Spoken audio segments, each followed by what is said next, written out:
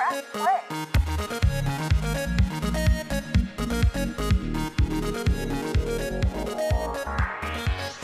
Okay, Michael, I feel like the next big thing that we should definitely be talking about is Stranger Things. So, what were your thoughts on the newest season of Stranger Things? I love it, man. I'm going to preface this. I'm sorry, Jenna, if you're listening. I did watch the second volume already. I'm all caught up with it. So No, dude. Yeah. I caught some heat last time for watching it all without her. So I do apologize because I am going to talk about it. She's watching it on her own right now, so she's never seen it before, so she's catching up. She actually really likes it, so okay. I'm thrilled. That's a keeper, Robert. So there you go. There you go. But overall, dude, I think it's really good. I think it really takes me back to like the first season and just how ingrained I was with that first season. It really hits a lot of those similar notes. Overall, I just think, I love 80s stuff. You know that. I know that. So I love all the little references and like the music. I probably play Kate Bush at least once a day in my house now because of Stranger Things. But overall, I think it was a really well done series. And I think the really interesting and cool part is that they were able to juggle so many different plot lines and then intertwine them at the end. Yeah. And I can tell you, as someone who's, been screenwriting for a while, that is a very hard thing to do, to manage a plot A, plot B, a plot C, and have it like actually be engaging in every instance of like different groups that you're talking about. Definitely. So, overall, it was very sad. Talk about getting teary-eyed. I think you should just name this episode "Teary-Eyed." I was that the last episode was just brutal, man. It was a tough one. I don't know. Are we allowed to talk about spoilers? Or are we Go for it, dude. Go for it. People should know when you're listening to this show, we're talking spoilers straight up. So be aware. Spoiler friendly here. So I just felt bad. They killed Eddie off, and I was actually very surprised they did that because they introduced them this season. But you know what's so funny is that they're incredible writers because they got me so. They got me to care about this character. They literally just showed up just this season and got me, so ingrained with his like backstory and all that, to where I really felt some type of way when he actually did die. And that's such a risky thing to do when you introduce a new character, just to kill him off. That I don't want to say that quick because these were some long ass episodes, but within that same season, that's wild to me. I was really thinking they were going to kill Steve. They were setting it up, dude. They were setting it up. They were cheesing on us that they're going to kill him, and I was like, please don't.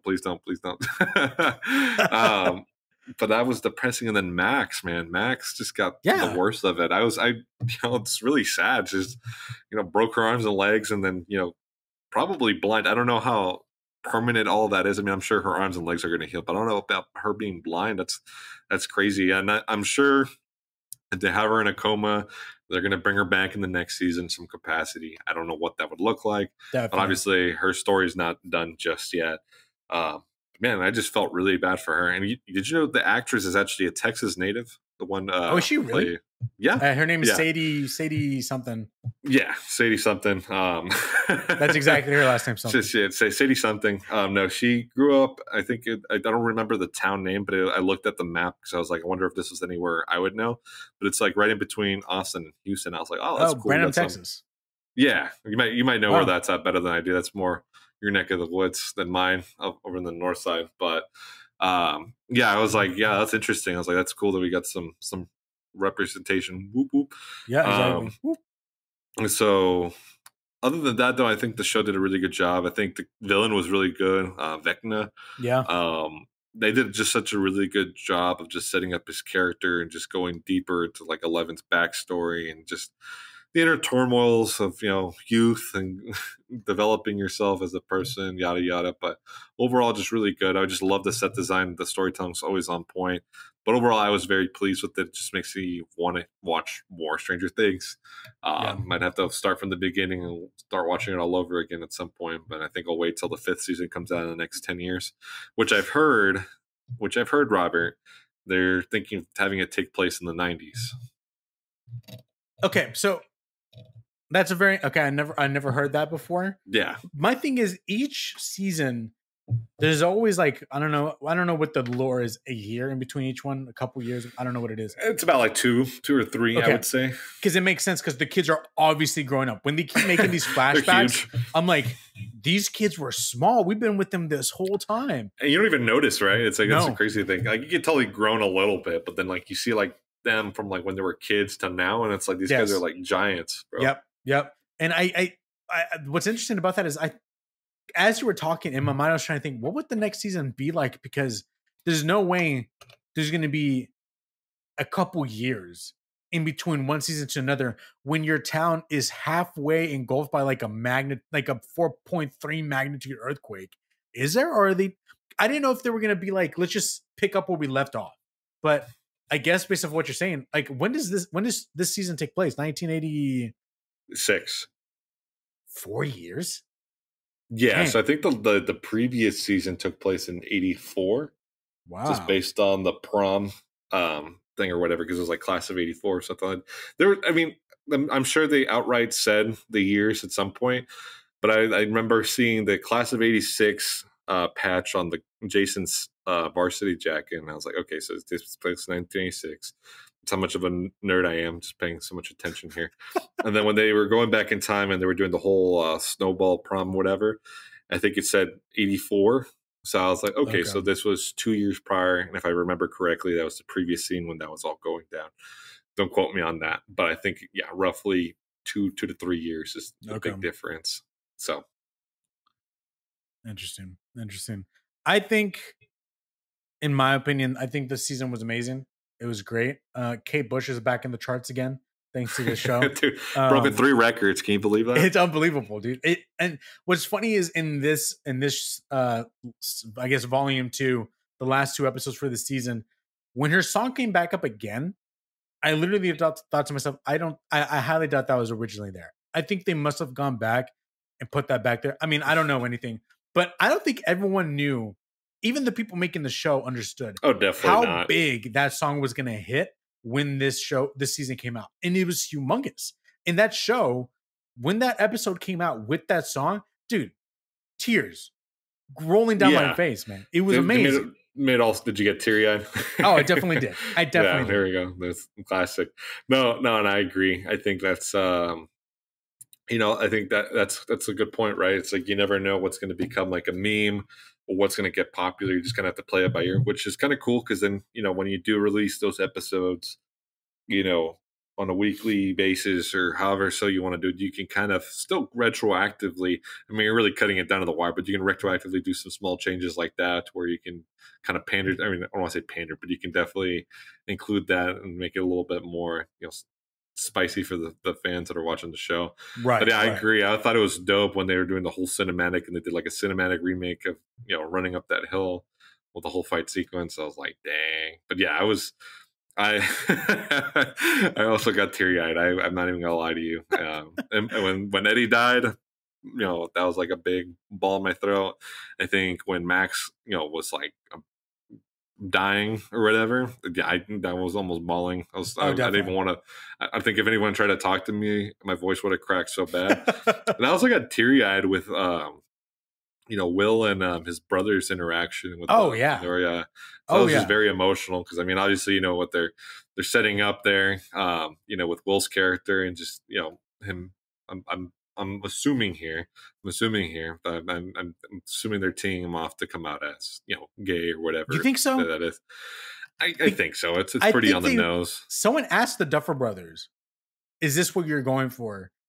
And they kind of worded it in a way where, and I don't remember verbatim what they said, but they kind of worded it in a way was like that does what you're asking doesn't matter for the story whatsoever.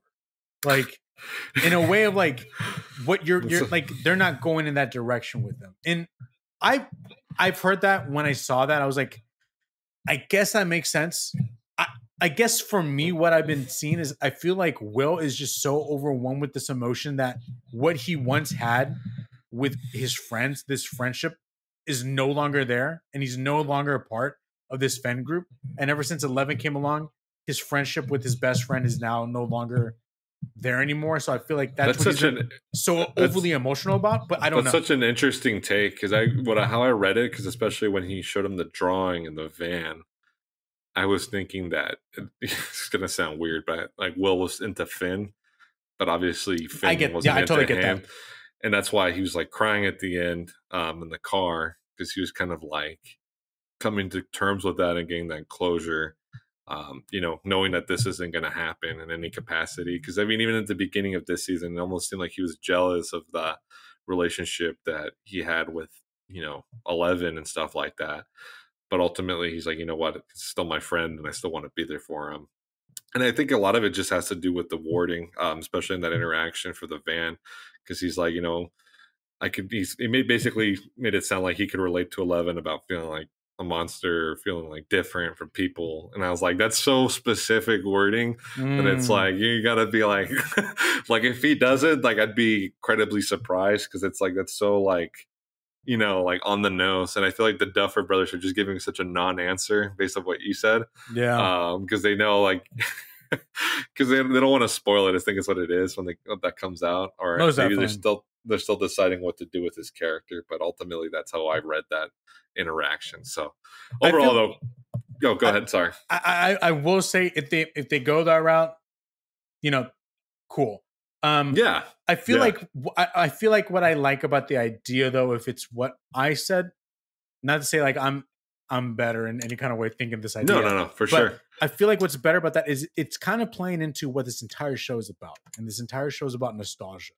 And I feel like Will is this person that longs for the moments that he had when he was a kid, when everything was normal, when he just had his friends and they played D&D and they didn't have to worry about anything. They just went to school, came back, played, and then went back home. And I feel like all that was ripped away, obviously, since the first season. And I feel like if you play into the idea of nostalgia, and he's just so nostalgic for just wanting to be with his friends, not having to worry for their lives, not having to worry about if they're going to die or if something's going to happen to them. And he also has that like tingling and sensation. Like he has something going on with his own body, almost like how 11 has. And so I feel like if they played into that, that would really hit for me, because I'm just naturally a very nostalgic person. I really think about when I was a little kid.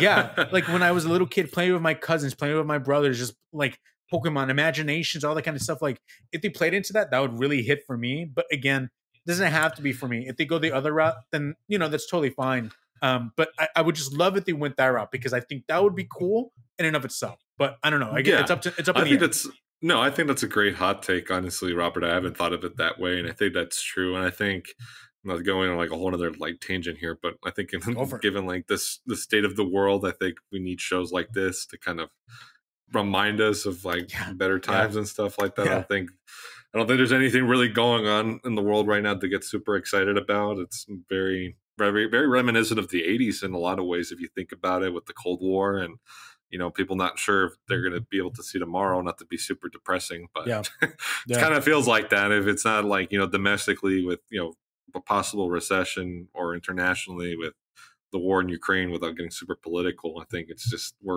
there's a lot of similar beats to how it was probably in the 80s during that time, and maybe going from there.